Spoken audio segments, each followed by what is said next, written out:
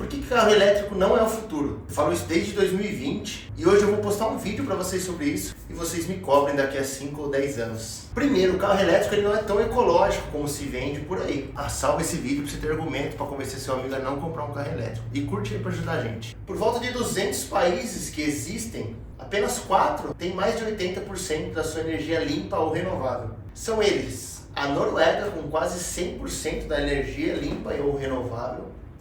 O Brasil, em segundo lugar, já vamos falar de Brasil em relação ao carro elétrico, com 90% da energia limpa ou renovável. E Nova Zelândia e Dinamarca com 87% da sua energia.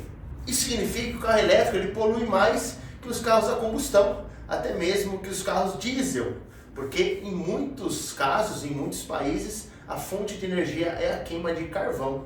Segundo ponto, os valores das baterias são absurdamente altos, são caros e são simples de dar problemas, principalmente onde elas ficam localizadas.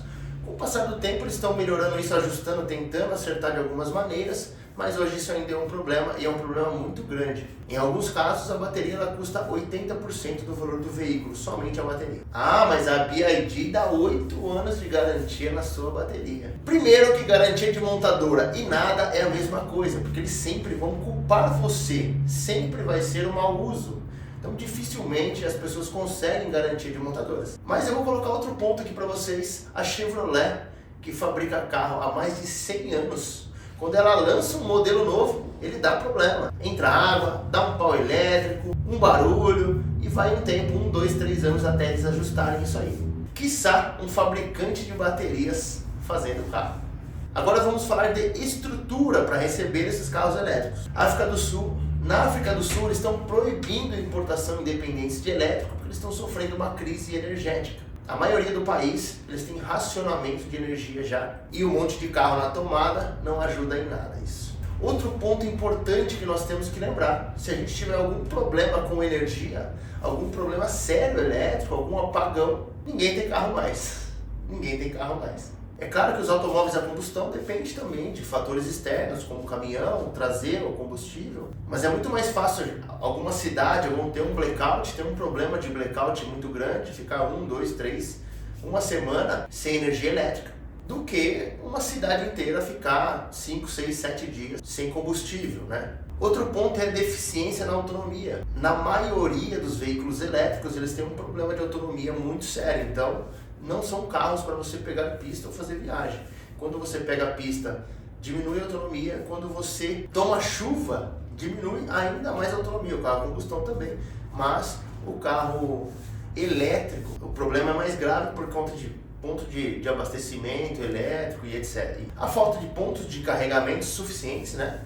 Em grandes cidades nós vemos grandes filas de pessoas para abastecer e os postos que tem em grandes rodovias, aqui no estado de São Paulo, por exemplo, que tem 2, 3, 4, 5, 6 carregadores em épocas de viagem, além de demorar muito o seu abastecimento, quando você tem que esperar numa fila, você tem que esperar o tempo do outro e o seu também.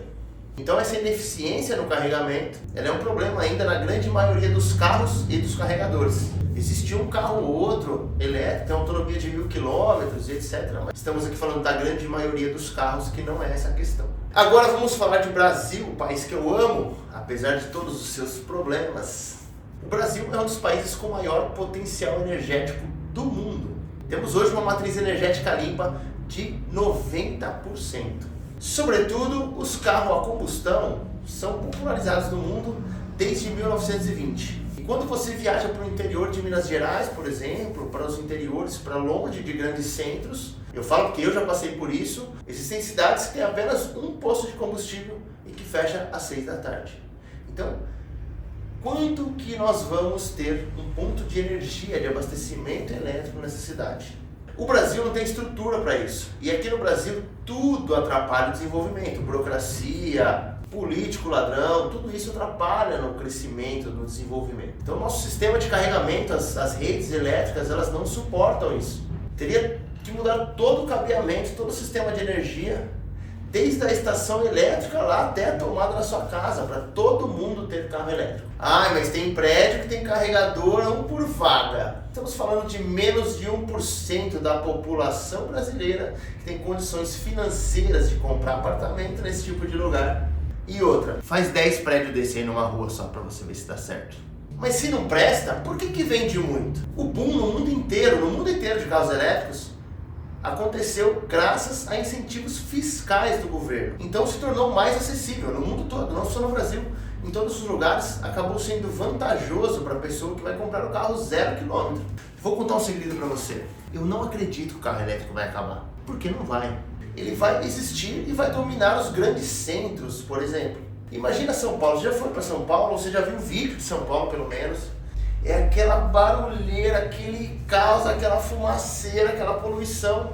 São muitos e muitos e muitos, milhares de carros, 24 horas ligados o tempo todo, num espaço muito pequeno.